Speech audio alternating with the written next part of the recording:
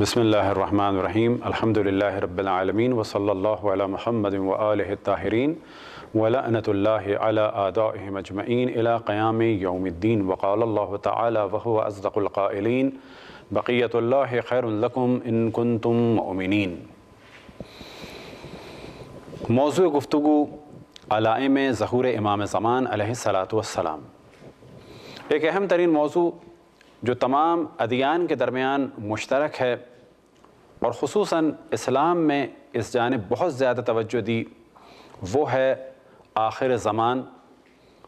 اور امام مہدی علیہ السلام کا ظہور، اور اسی ظہور کے ساتھ ساتھ ظہور حضرت عیسیٰ علیہ السلام، اور اسی طرح سے ایک موضوع کہ جو بہت زیادہ قریب ہے علائم ظہور امام زمان علیہ السلام سے، اور اسے عام طور پہ کہا جاتا ہے آخر الزمان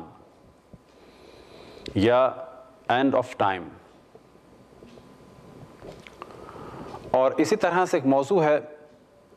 قیامت کی علامتیں۔ تو مختلف کتب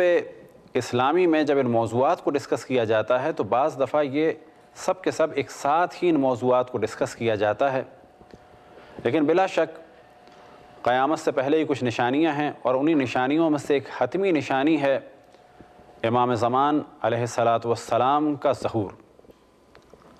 تو پہلے مرحلے میں توجہ رہے کہ رسول اللہ صلی اللہ علیہ وآلہ وسلم کے ارشاد کے مطابق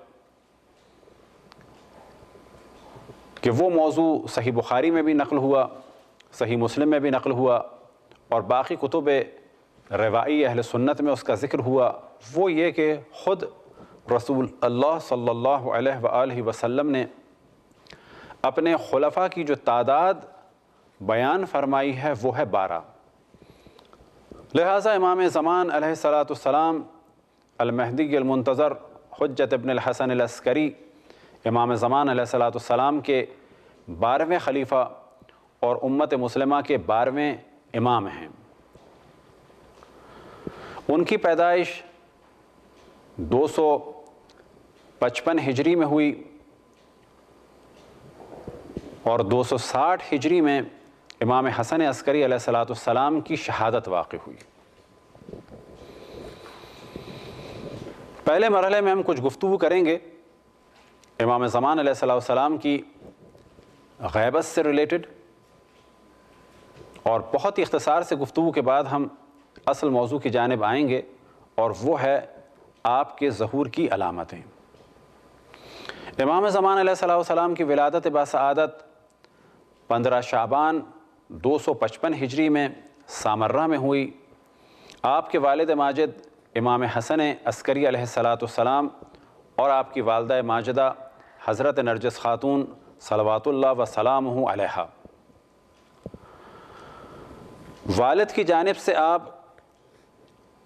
امام حسین علیہ السلام تک بھی آپ کی نسل پہنچتی، آپ کا شجرہ پہنچتا ہے، اور امام حسن کی جانب بھی۔ لہٰذا بعض کتب سنت میں جب ذکر ہوا تو اس چیز کا بھی ذکر ہوا کہ امام مہدی علیہ السلام رسول اللہ صلی اللہ علیہ وآلہ وسلم کی نسل سے ہیں، حضرت فاطمہ سلام اللہ علیہا کی نسل سے ہیں، امام حسین کی نسل سے ہیں، اور بعض جگہ ذکر ہوا کہ امام حسن کی نسل سے ہیں۔ اور جب کہا جاتا ہے کہ امام حسن کی نسل سے ہیں یا یہ کہ وہ امام حسن کے فرزند ہیں، تو اس موضوع میں دو طرح کے احتمال دیے جا سکتے ہیں کہ اگر یہاں مراد ہے نسل امام حسن علیہ السلام میں سے آپ ہیں تو بلا شک آپ نسل امام حسن سے بھی ہیں، کیونکہ امام حسن علیہ السلام کی صاحبزادی حضرت فاطمہ بنت حسن سلام اللہ علیہا کا عقد ہوا امام حسین علیہ السلام کے فرزند جناب علی ابن الحسین کہ جن کا مشہور ترین لقب ہے سید الساجدین اور زین العابدین علیہ السلام، اور ان سے ولادت ہوئی امام محمد باقر علیہ السلام کی، اور امام محمد باقر علیہ السلام کے فرزند امام جعفر صادق علیہ السلام اور ان کے فرزند امام موسیٰ کاظم علیہ السلام، ان کے فرزند امام رضا علیہ السلام، ان کے فرزند امام محمد تقی علیہ السلام، ان کے فرزند امام علی نقی علیہ السلام، ان کے فرزند امام حسن عسکری علیہ السلام۔ اب یہ تمام فرزندان امام محمد باقر علیہ السلام ایک جانب تو امام حسن کی نسل سے ہیں اور دوسری جانب امام حسین علیہ السلام کی نسل سے ہیں، لہٰذا امام حسن عسکری علیہ السلام بھی نسل امام حسن میں سے بھی ہیں اور نسل امام حسین میں سے بھی ہیں، اور نتیجہ یہ ہوا کہ امام مہدی علیہ السلام حسنی بھی ہیں اور حسینی بھی ہیں۔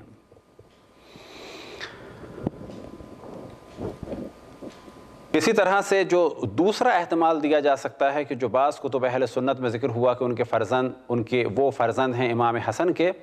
تو ممکن ہے کہ یہ اشارہ ہو کیونکہ ان کے والد ماجد کا نام ہے حسن، یعنی امام حسن عسکری علیہ السلام۔ تو عالم اسلام میں جتنی بھی روایات رسول اللہ صلی اللہ علیہ وآلہ وسلم سے نقل ہوئی ہیں خلفاء کے بارے میں، ائمہ کے بارے میں، تو وہ مقدار جو بیان ہوئی ہے وہ ہے صرف اور صرف 12، اور 12 کے علاوہ کوئی مقدار بیان نہیں ہوئی ہے، نہ 4 اور نہ ہی کوئی اور مقدار۔ بس جب بھی سوال کیا جائے گا عالم اسلام میں کہ رسول اللہ صلی اللہ علیہ وآلہ وسلم نے اپنے خلفاء کی تعداد خود کیا بیان فرمائی کہ جس کا ذکر شیعہ کتب میں بھی ہے، اہل سنت کتب میں بھی ہے، خصوصاً صحیح بخاری میں بھی، صحیح مسلم میں بھی اور دیگر صحاح میں بھی ہے، تو کہا جائے گا وہ تعداد ہے 12 کی، کیونکہ رسول اللہ صلی اللہ علیہ وآلہ وسلم سے روایات صحاح ستہ میں بھی نقل ہوئی کہ 12 خلفاء ہوں گے، 12 امیر ہوں گے اور اس امت کے 12 امام ہوں گے۔ یہ ایک بالکل الگ موضوع، پس امام مہدی علیہ السلام رسول اللہ صلی اللہ علیہ وآلہ وسلم کے 12ویں خلیفہ اور امت مسلمہ کے 12ویں امام ہیں۔ اب والد کی جانب سے آپ یعنی امام زمان علیہ السلام ظاہر نسل مولا امیر المومنین علیہ السلام میں سے بھی ہیں اور نسل رسول اللہ صلی اللہ علیہ وآلہ وسلم میں سے بھی ہیں۔ تو پہلے مرحلے میں ہم نے ڈسکس کیا کہ آپ حسنی بھی ہیں، آپ حسینی بھی ہیں، اور اب جب آپ کا شجرہ اوپر کی جانب جائے گا تو کہا جائے گا کہ آپ نسل مولا امیر المومنین میں سے بھی ہیں بلا شک، اور خود نسل حضرت فاطمہ سلام اللہ علیہ سے ہیں، اور اسی طرح سے رسول اللہ صلی اللہ علیہ وآلہ وسلم کی نسل سے ہیں۔ اور اگر سلسلہ اوپر لے جائیں تو کہا جائے گا کہ آپ حضرت ابو طالب کی نسل سے بھی ہیں اور حضرت عبداللہ علیہ السلام کی نسل سے بھی ہیں۔ حضرت ابو طالب علیہ السلام مولا امیر المومنین کے والد، حضرت عبداللہ علیہ السلام رسول اللہ صلی اللہ علیہ وآلہ وسلم کے والد، اور اس طرح سے آپ کا شجرہ جب اوپر کی جانب آپ دیکھنا شروع کریں تو یہ شجرہ پہنچتا ہے حضرت اسماعیل تک، اور حضرت اسماعیل سے حضرت ابراہیم تک۔ والدہ کا شجرہ یعنی والدہ ماجدہ امام زمان علیہ السلام حضرت نرجس خاتون، ان کا شجرہ پہنچتا ہے 2 جانب۔ حضرت نرجس خاتون سلام اللہ علیہ کا تعلق 2 اہم شخصیات سے ہے۔ والد کی جانب سے وہ قیصر روم کے خاندان سے ہیں، اور یہ خاندان پہنچتا ہے حضرت داؤد تک، اور حضرت داؤد سے یہ سلسلہ جب اوپر کی جانب جاتا ہے تو پہنچ جاتا ہے حضرت اسحاق، اور حضرت اسحاق سے پھر حضرت ابراہیم علیہ السلام تک۔ اور حضرت نرجس خاتون سلام اللہ علیہ کا شجرہ ان کی والدہ کی جانب سے پہنچتا ہے جناب شمعون صفا، کہ جنہیں عموماً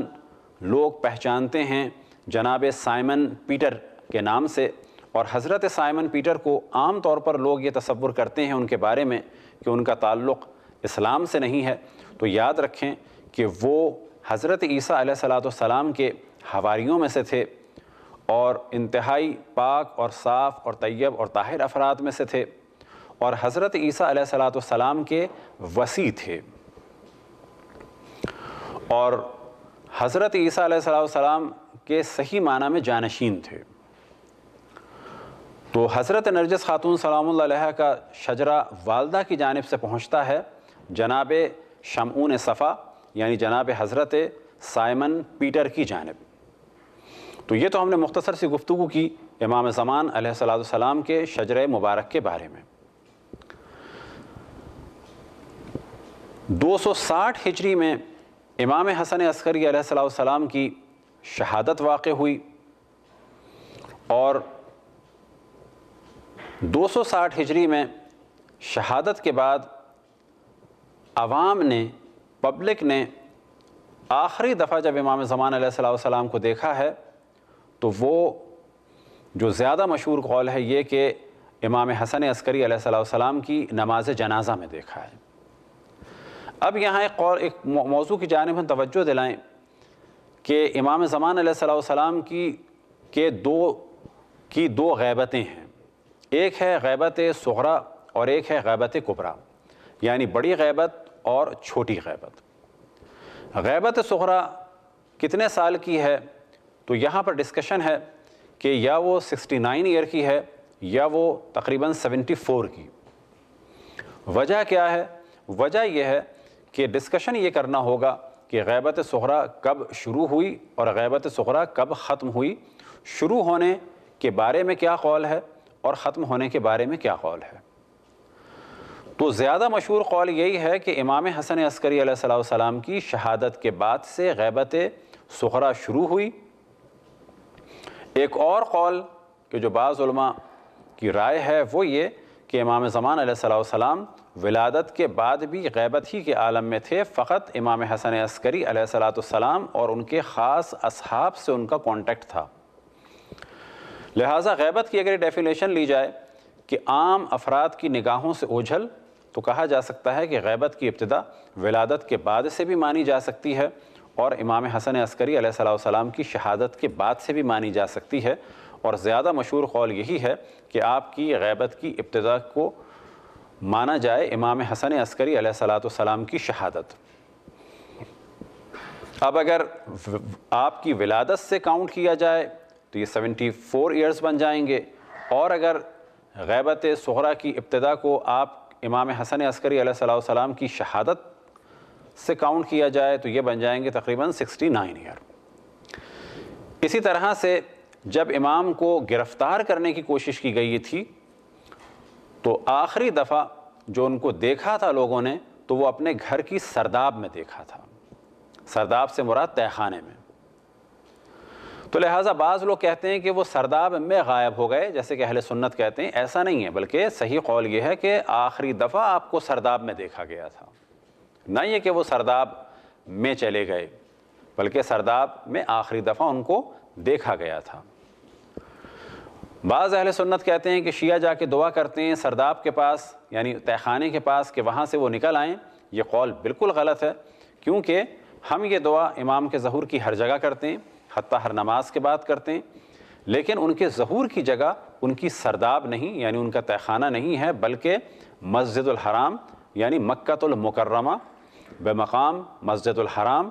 اور خصوصاً حجر اسود کے پاس آپ کا ظہور ہوگا۔ تو اسٹارٹنگ پوائنٹ غیبت صغریٰ کا کیا ہے یہ ہم نے آپ کے سامنے ڈسکس کیا۔ اب غیبت صغریٰ ختم کہاں ہوئی، اور جیسے ہی ختم ہوئی اس کے اگلے سیکنڈ سے غیبت کبریٰ شروع ہو گئی۔ تو آخری نقطہ کیا ہے غیبت صغریٰ کا، تو پھر ہم توجہ دلائیں گے اس جانب کہ امام زمان علیہ السلام کی غیبت صغریٰ میں ان کے 4 نائبین تھے، جناب عثمان ابن سعید، اور پھر ان کے فرزند جناب محمد ابن عثمان، اور پھر ان کے بعد جناب حسین بن روح، اور پھر ان کے بعد جناب علی بن محمد سمری۔ یہ 4 نائبین خاص تھے اس غیبت صغریٰ میں، کہ جن کو امام نے اپوائنٹ کیا نام لے کر، اور غیبت کبریٰ میں نائبین امام نام لے کر معین نہیں ہوئے ہیں، بلکہ صفات کے ذریعے سے ان کا انتخاب ہوا ہے، اور وہ صفات یہ کہ وہ فقہائے شیعہ جو پاک اور پاکیزہ دین کے خدمت گزار، اپنی نفسانی خواہشات کے مخالف ہیں، وہ مانے جائیں گے غیبت امام زمان علیہ السلام میں نائب امام کے عنوان سے۔ اور جب کہا جاتا ہے نائب امام تو اس سے مراد یہ ہے کہ امام کی غیبت کی صورت میں ان سے دینی مسائل کا حل معلوم کیا جائے۔ لہٰذا مشہور و معروف جو روایت ہے نائبین امام عام کے بارے میں، اما من کان من الفقہاء، کہ فقہا میں سے وہ فقہا، سائلا لنفسہ، کہ جو اپنے نفس کو بچاتے ہوں، حافظا لدینہ، جو دین کے محافظ ہوں، مخالفا لہوائہ، جو اپنی خواہشات نفسانی کے مخالف ہوں، مطیعا لامر مولا، کہ جو اللہ سبحانہ و تعالیٰ کے مطیع ہوں، تو پبلک کیا کرے؟ فللعوام ان یقلدوہ، پس عوام ان کی تقلید کرے، یعنی غیبت امام زمان علیہ السلام میں جو مسئلے پوچھنا ہوں، جو سوالات پوچھنا ہو، حرام و حلال کے بارے میں پوچھنا ہو، تو وہ ان فقہا سے پوچھا جائے۔ اور یہ بالکل ایک عقلی سا موضوع ہے۔ اگر اس موضوع کو بھی ہم ایک ہی منٹ میں بیان کرنا چاہیں تو بہت سمپل طریقے سے بیان کر سکتے ہیں کہ غیبت امام زمان میں ہمیں آیا دین پہ عمل کرنا ہے یا نہیں کرنا؟ جواب ہے کہ کرنا ہے۔ بس اگر عمل کرنا ہے تو کیا کریں؟ کسی نان مسلم سے سوال کریں، کسی دشمن اہل بیت سے سوال کریں تو جواب آئے گا نہیں، کسی ایسے شیعہ سے کہ جو اہل بیت علیہم السلام کا ماننے والا اس سے سوال کریں۔ اب یہ سوال جس سے کیا جائے، کیا وہ قرآن اور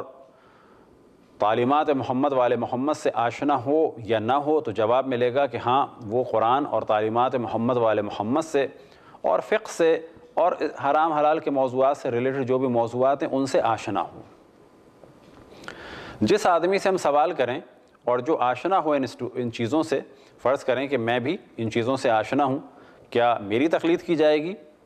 یا مجھ جیسوں کی تقلید کی جائے گی؟ تو جواب ہے کہ عقل یہ کہتی ہے کہ جو زیادہ آشنا ہوں تعلیمات قرآن اور محمد والے محمد علیہ السلام سے اور دین کے بنیادی احکامات سے، بنیادی احکام سے، اس سے ہم سوال کریں۔ بس سوال کرنا اس غیبت کے زمانے میں ایک ضروری امر ہے۔ یہ سوال کس سے کیا جائے؟ عقل کہتی ہے کہ جو دین کو سب سے بہتر طریقے سے سمجھتا ہو، اور اسی سوال کرنے کو کہا جاتا ہے تقلید۔ تقلید کوئی اور چیز نہیں ہے، نہ پیری ہے، نہ مریدی ہے، نہ اس کے لیے کوئی خاص عمل انجام دینا ہے۔ بس غیبت کے زمانے میں جو لوگ دین کو نہیں جانتے اور انہیں ظاہر دین جاننا ہے تو وہ ان سے سوال کریں کہ جو دین کو جانتے ہیں۔ انشاءاللہ اگلی نشست میں ان موضوعات کو ڈسکس کیا جائے گا۔ وصلی اللہ علی محمد وآلہ الطاہرین۔